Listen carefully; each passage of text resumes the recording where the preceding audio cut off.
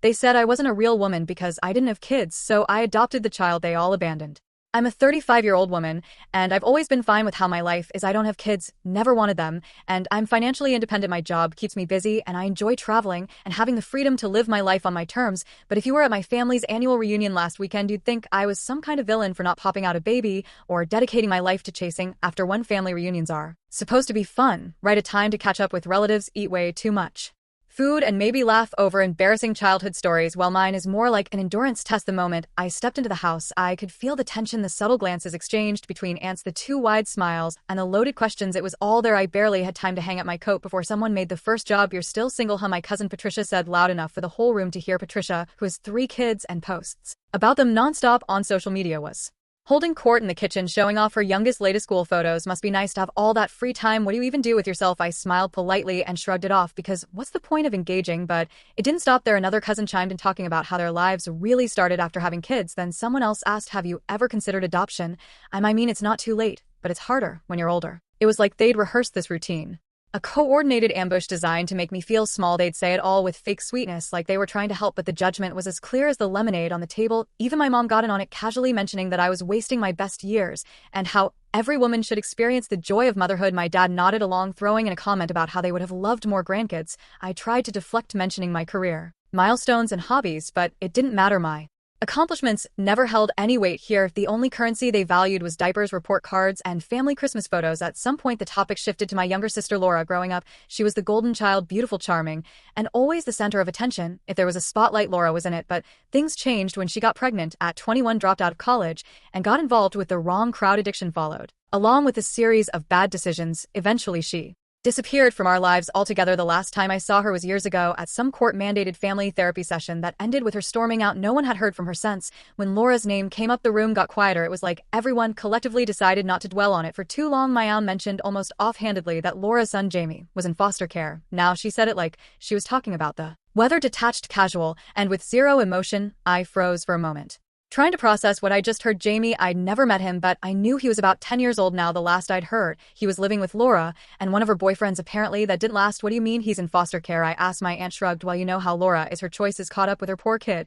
But what can you do?" I looked around the room waiting for someone to say something, anything, but they all just went back to their conversations. It was like Jamie didn't even exist. I pressed my parents about it, but they waved me off. "You wouldn't understand." My mom said it's not that simple. The rest of the evening was a blur. I couldn't stop thinking about Jamie, a 10-year-old boy abandoned by his mother and dismissed by the very people who should have been there for him. And here they were lecturing me about responsibility and family values. When I got home that night, I couldn't let it go. I started digging, trying to find out what I could about Jamie. It didn't take long to find some information. He'd been in the system for a while, bouncing between homes. The more I read, the angrier I got. How could my family just pretend he didn't exist? How could they sit around judging me while turning their backs on a child who needed them? The next morning, I called a social worker to ask about Jay's situation. It wasn't a decision I made lightly. I knew it was going to be complicated and messy, but I couldn't stand the idea of him being forgotten if my family wouldn't step up.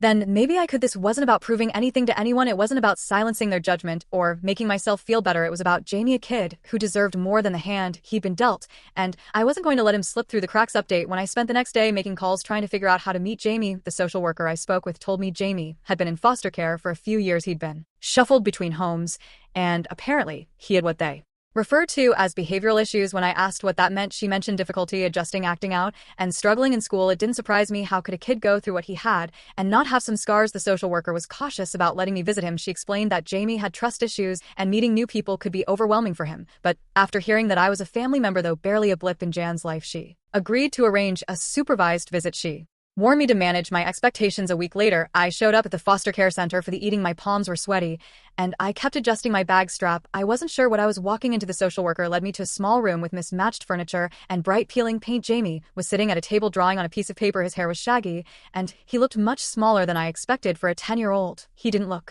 up when I walked in. I sat across from him, unsure of what to say. The social worker introduced me and said I was his aunt. Jamie glanced at me briefly, then went back to his drawing. His shoulders were hunched, and he gripped the pencil tightly. I didn't want to push him, so I just commented on his drawing. He was sketching a robot, detailed and precise. When I complimented it, he mumbled a quick thanks, but didn't stop working. The first meeting was quiet and awkward, but I felt a pull toward him. I couldn't explain it. He didn't trust me. Why would he? But I knew I Wanted to come back when I told my family about the visit it went about, as well as you'd expect. My mom rolled her eyes and said I was being dramatic. My dad scoffed and said I was playing hero. My cousins laughed and joked about how I was going to regret it. It stung, but it didn't matter. I wasn't doing this for them. Over the next few weeks, I visited Jamie a few more times. He was always cautious, but he started to open up. I brought him a sketchbook on one visit, and his face lit up for the first time.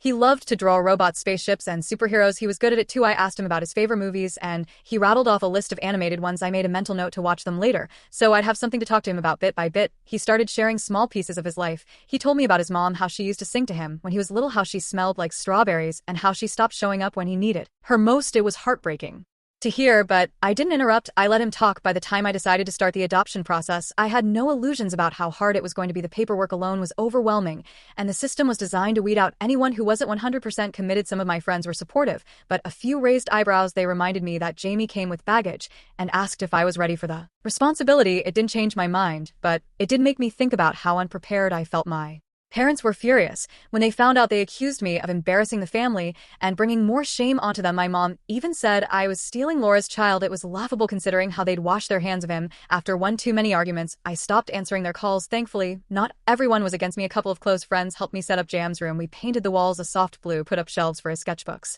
and added a small desk for him to draw. I wanted him to feel like he had a space that was his, even if he wasn't living with me yet. During one visit, Jamie told me he'd been bullied in foster care. The other kids teased him for not having a real family. I could see how much it hurt him, even though he tried to act like it didn't. I promised myself I would change, that he deserved to feel safe, and wanted the process. Hit a snag when the agency asked for family references. My parents refused to vouch for me, saying I wasn't fit to raise a child. It felt like a punch to the gut, but I didn't let it stop me. I found coworkers and friends who were more than willing to back me up. Eventually, Jamie came for his first sleepover at my house. He was nervous, and so was I. We tried making pancakes for dinner, but it turned into a disaster. The batter ended up everywhere except the pan, and we laughed so hard that we both had tears streaming down our faces. It was the first time I saw him let his guard down completely. That night, as I tucked him into bed, he asked if he could come back again. I told him he was always welcome. It wasn't perfect, and I knew there were more challenges ahead, but in that moment it felt like we were on the right path. Update 2: the adoption process started moving faster than I expected. The first big hurdle was the home inspection. The social worker called to schedule it,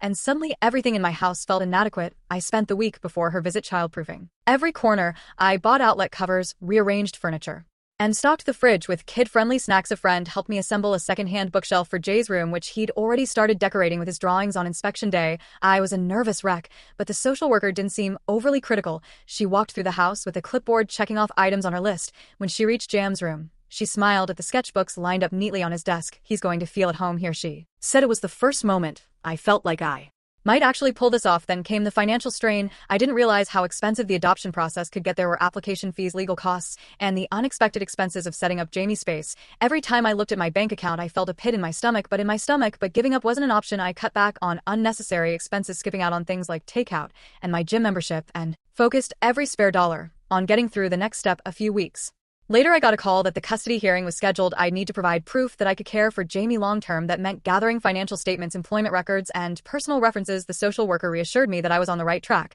but it was still overwhelming. During one of Jam's visits, he started calling me Aunt Name instead of just using my name. It caught me off guard, but I didn't correct him. He also asked if he could put up some glow-in-the-dark stars on the ceiling of his room. We spent the afternoon sticking them up together, and later when we turned off the lights, his smile lit up the entire room. But the next blow came from my parents. I learned they'd written a letter to the court stating I was unfit to adopt Jamie. They called me selfish and claimed I lacked the experience to raise a child. The letter was brutal. I hadn't expected their support, but actively sabotaging me. That felt like a new low. I hired a lawyer to counter their claims and started gathering testimonials from friends and coworkers who could vouch for my character. One of my colleagues wrote about how I'd helped her through a tough time with her kids, and a neighbor mentioned how I'd always been reliable, and caring. The letters gave me hope, but it was hard not to think about how my own parents were actively trying to block me from helping Jamie. Meanwhile, Jamie started opening up more during our visits. One afternoon, he told me he'd always felt like he didn't belong anywhere.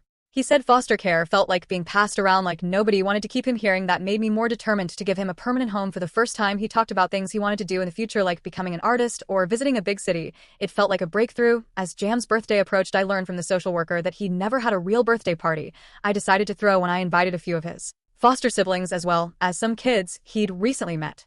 At school, we kept it simple: pizza, cake, and a small art station where the kids could draw. When Jamie walked into the living room and saw the decorations, his eyes widened. He'd never been celebrated like that before. At the end of the party, Jamie hugged me and called me Mom for the first time. I didn't react outwardly, but It hit me hard. It wasn't something I expected or even thought about, but hearing it felt right. The custody hearing was the final hurdle. On the day of the hearing, a distant cousin I hadn't spoken to in years showed up unexpectedly. She told the court how ashamed she was of the family for abandoning Jamie and how much she admired what I was doing. Her testimony was unexpected but powerful. Jamie also spoke during the hearing. He told the judge he felt safe with me and that he wanted to stay. His voice shook a little, but he got through it. By the end of the hearing, the judge ruled in our favor. I was granted custody, and Jamie officially became part of my family. It was a bitter sweet victory. I knew my parents and most of the family would never support me, but I realized I didn't need their approval. What mattered was Jamie and the life we were starting together. That night, after the hearing, Jamie moved in permanently. We made spaghetti for dinner, and while it wasn't perfect, we laughed through the mishaps, just like we had during his first sleepover. Later, we started a scrapbook to document his journey, our journey. As I looked at the first page filled with his drawings and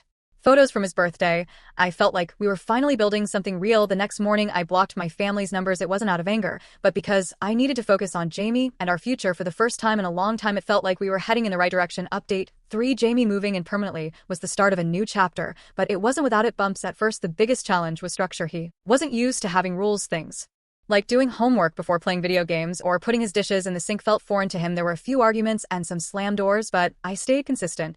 And over time, he started adjusting. Mornings were the toughest. Jamie hated waking up early for school.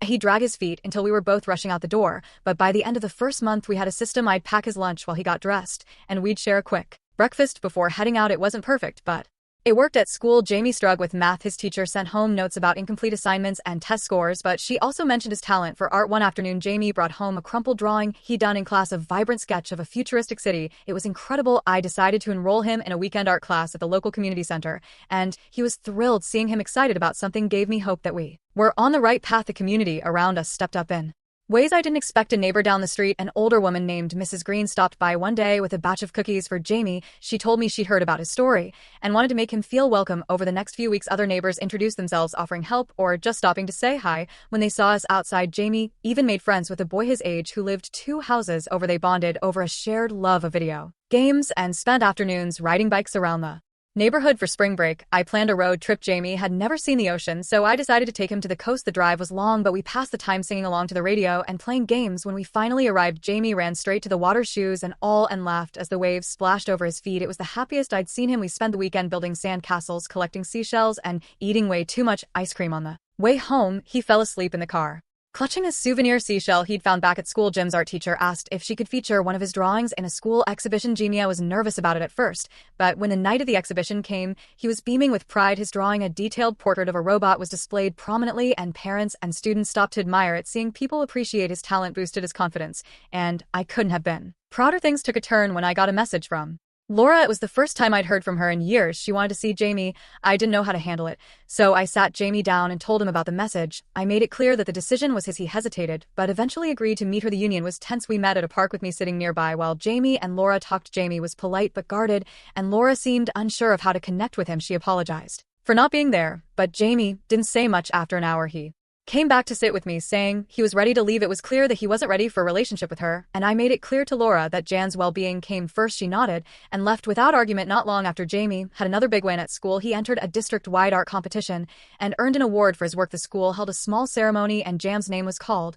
He walked up to accept his award, and the entire room clapped for him. That night, we celebrated with a movie and popcorn, laughing and quoting lines back and forth. It felt like we were finally finding our rhythm as a family. Out of nowhere, one of my cousins reached out to apologize for the way they treated me. They admitted they'd been wrong to judge me and said they admired what I'd done for Jamie. I accepted the apology, but kept my guard up. Too much damage had been done for me to trust them fully, and I wasn't about to let anyone disrupt the peace. Jamie and I had found. The rest of the family, of course, continued to gossip. I'd hear bits and pieces from mutual acquaintances, claims that I'd stolen Jamie from Laura or that I was trying to make myself look good. It didn't bother me anymore. Jan's happiness was my priority, and the rest didn't matter. One evening, as we were putting up decorations for a new holiday tradition, we'd started art night Fridays where we'd create something together. Jamie looked up at me and said, "This feels like home now." Hearing that made all the challenges worth it. As we sat down to start painting, I realized we weren't just surviving anymore. We were thriving, building something strong and beautiful together. Jamie wasn't just healing, he was growing. And so was I. Together, we were creating a future that felt like ours. Update 4: life with Jamie continued to evolve,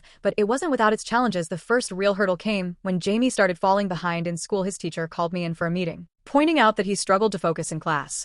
Homework was either incomplete or rushed, and he'd gotten frustrated during tests, leaving some blank at home. The frustration spilled over into a few tense moments. He slammed doors and stomped off when things didn't go his way. I knew it wasn't just about the school worker, there was more going on under the surface.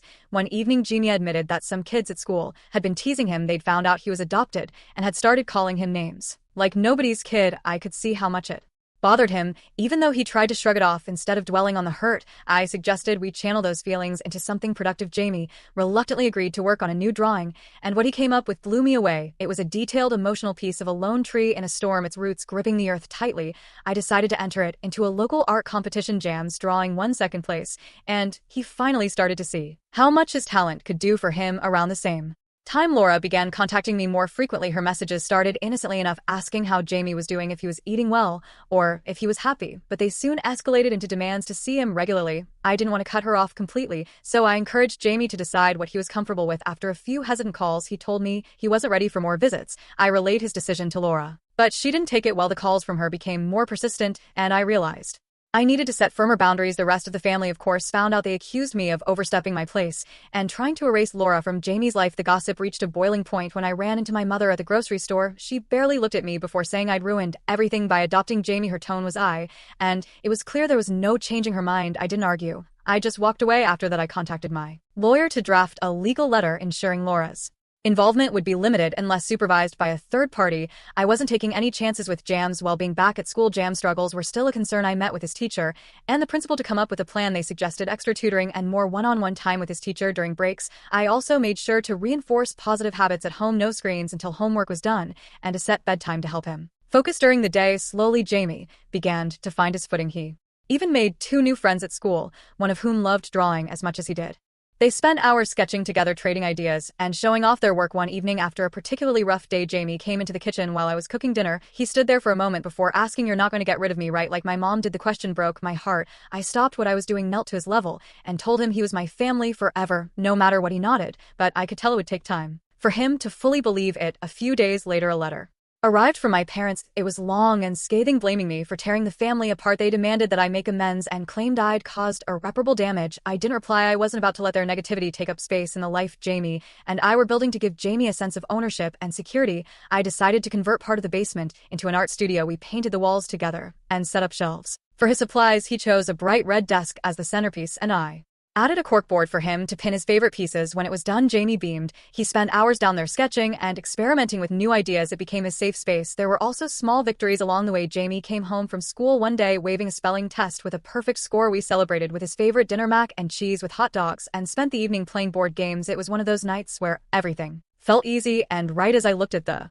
progress Jamie was making, I realized we both had a lot of healing to do, but we were doing it together step by step. My focus shifted toward helping him build confidence and independence. He wasn't just my responsibility, he was my family, and together we were creating something that felt solid, something that would last. For the first time in a long time, it felt like the storm was clearing. Jamie had his roots, and so did I. Update 5. Jim's art teacher came to me one afternoon with exciting news. She had submitted one of Jay's drawings to a regional contest without telling him, and it had won first place. The contest organizers wanted to feature his work at a school-wide assembly and present him with an award. When I told Jamie, his face lit up with a mix of pride and nervousness. The thought of standing in front of his classmates terrified him, but I reassured him he didn't have to say much, just accept the award and smile. On the day of the assembly, Jamie dressed up in a collared shirt, fidgeting nervously with the cuffs. When his name was called, the crowd erupted in applause. He walked up to the stage, clutching the microphone awkwardly. He hesitated for a moment before speaking, his voice shaky but clear. "Art helps me say things I don't know how to say out loud," he told the room. "It makes me feel like I'm not alone." By the time he stepped off the stage, the applause had turned into a standing ovation, but the moment wasn't without its complications. After the ceremony, as we were taking photos with his art teacher, Laura showed up unannounced. I spotted her lingering near the back of the crowd, looking hesitant. When Jamie noticed her, his expression shifted from excitement to confusion. Laura approached cautiously, but her presence created tension. She started talking to Jamie, but her words quickly turned into a defensive tirade about how she'd been trying to reach him and how I was keeping him from her. Jamie froze, unsure of how to respond. I stepped in and calmly told Laura this wasn't the time or place. Her voice grew louder, drawing the attention of nearby parents and teachers. I firmly asked her to leave, and eventually she stormed off, muttering under her breath. Jamie's excitement from the ceremony was dampened, but we managed to salvage the day with ice cream and a quiet evening at home. I knew I needed to set firmer boundaries, so I reached out to my lawyer to ensure Laura couldn't disrupt Jam's life again without consequences. A few days later, Jamie was unpacking a box of old belongings I'd stored in the basement when he found a small photo album. It was filled with pictures of him as a baby and a toddler, most of them with Laura. He brought the album to me, flipping through the pages. We sat together looking at the photos, and I answered questions as best as I could. It was a bittersweet moment, but it gave Jamie a chance to process his past in a safe environment. Meanwhile, the family drama didn't slow down. My extended relatives had taken to social media, accusing me of stealing Jamie from Laura and spreading false stories about how I'd manipulated the system. The posts were harsh and full of lies, but I ignored them. I didn't need their validation, and I wasn't about to let their toxicity affect Jamie. Unexpectedly, Anna, the cousin who had supported me during the custody hearing, reached out. She had seen the posts and wanted to publicly defend me. She wrote a heartfelt post of her own, calling out the family's hypocrisy and praising me for stepping up when no one else would. Her words carried weight, and the tide of public opinion shifted slightly in my favor. At school, Jamie's principal called me to commend his progress. He told me Jamie had become a role model for other kids, especially those who struggled with confidence. Hearing that filled me with pride. Jam's transformation was visible in everything he did. His art was even displayed at a local gallery's youth showcase, where community members stopped to admire his work. Seeing Jamie stand beside his drawings, confidently answering questions about his process, was one of the happiest moments of my life. One night, as we were cleaning up after dinner, Jamie looked at me and said, "You're the best thing that's ever happened to me." The words caught me off guard, and I had to turn away for a moment to compose myself. Moments like that made every struggle worth it. The family wasn't done, though. My mother showed up at my door one afternoon, trying to guilt me into forgiving them. She claimed the family was falling apart because of me, and that I needed to fix things. I stood firm, telling her that my priority was Jamie and his well-being. She left angry, but I didn't waver. A few weeks later, I received a letter from Laura. It was surprisingly heartfelt. She admitted her mistakes, apologized to Jamie, and promised to work on herself before trying to be a part of his life again. I showed the letter to Jamie, and we decided to keep it for when he was ready to process it. The final confrontation with my family came at a wedding I attended with Jamie, and as expected, the whispers and side eyes started immediately. At one point, a relative made a snide comment about my charity project. I'd had enough. I stood up and calmly called out their hypocrisy, reminding them of all the times they'd ignored Jamie when he needed help. Then I took Jim's hand, and we left. Jim's confidence continued to grow. He started researching high schools with strong art programs and talked excitedly about his future. To celebrate his achievements, we began creating a scrapbook of his journey, our journey. As we glued photos and drawings onto the pages, it felt like we were closing the door on the past and stepping into a new chapter together. Our bond was unbreakable, and for the first time, everything felt exactly as it should.